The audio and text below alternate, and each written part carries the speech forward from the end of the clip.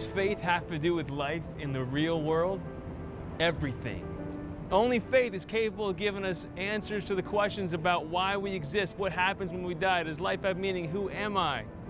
And only faith is the way that you tap in to the grace that you need to live your life to the full and to reach the happiness that you were made for.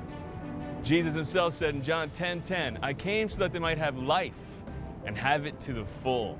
He didn't say I came to make them someone they're not. I came to make them boring. I came to take away their fun. I came so that they might have life and have it to the full. But you know what? Living out the kind of life that Jesus Christ called us to is not easy. We can be pulled down by our own weakness. We're pulled down by a million temptations in this world. We're pulled down by the devil. All right, and Jesus was very clear about this. The devil's not some fantasy fairy tale creature. It's actually a fallen angel who wants to destroy you. I don't mean to freak you out, but it's good to keep that in mind.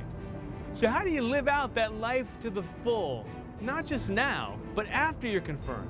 See, because confirmation is not a graduation. It's actually a next step so you can more profoundly, deeply live out the life that Jesus Christ calls you to. There's 5 simple disciplines of a disciple I want you to remember that I want you to live out long after your confirmation so you can plug into the grace He's going to give you in confirmation in your daily life. And the word discipline and disciple have the same root. That's for a reason, because you got to be disciplined to be a disciple of the Lord. First, you got to want greatness. Pope Benedict XVI said, this world offers you comfort, but you were not made for comfort. You were made for greatness. What is greatness? Greatness, it's not just about being a big deal in the eyes of this world. Look, you might succeed in a lot of different ways. You might become a big deal in any field of work you might go into, and God bless you if you do. You know, develop your gifts and talents. Work hard in life. But greatness is success not just at the things you accomplish. Greatness is success at who you become. That's the most important kind of success there is. And the more we become like Jesus Christ, the more we live out a life of holiness and virtue and service to others, the more we live out lives that aren't just about us, the more we succeed at greatness. Now, if you succeed at everything else that this world throws at you, every other way in this world, man, you become a big deal, fine, whatever. But if you failed at greatness along the way, you failed in the ultimate sense of the word. Because you failed at the whole reason you're on this planet.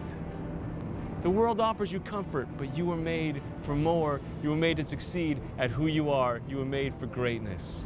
So want greatness. And I know it's so easy to fall into temptations. I want to be the next teen pop star, whatever. Train your heart to stop wanting that stuff because it doesn't work. It doesn't make people happy. Train your heart to want to be like the saints. 2, you got to pray. I told you, this isn't really overly complex. Mother Teresa of Calcutta said, my secret is simple, I pray. Now sometimes we mystify prayer. We make it like this foggy thing, we can't quite figure it out. And we think, I have to be a monk in order to have a real prayer life. If you're called to be a monk, that is awesome. Most Catholics aren't. Prayer is something that's accessible to absolutely everybody. Prayer is a simple thing. It's a conversation with your Maker. In any conversation, you listen and you talk, especially the person you're talking to and conversing with is more important than you. You got to listen. That's the top priority, and that's certainly the case with God. How do you listen to God? He doesn't speak in a way that's difficult to figure out. Matthew, Mark, Luke, John, read them. The Gospels, they'll change your life. Get up every day. Start every day by looking up the mass reading of the day, chewing on it, thinking about it. It's called Lectio Divina, divine reading. It's praying in Scripture so you encounter Jesus and it changes and transforms you. And then talk to God from your heart. A beautiful acronym to remember to talk to God from your heart in a well-rounded way is ACTS, A-C-T-S.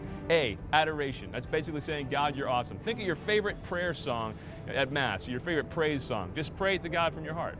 C is contrition. That's basically saying, God, I'm not awesome. It's admitting the ways that you failed and messed up, asking Him to forgive you and asking Him for strength. T, thanksgiving. Count all your gratefuls. Count all the ways that He's blessed you and make sure you thank Him for every one of those every day.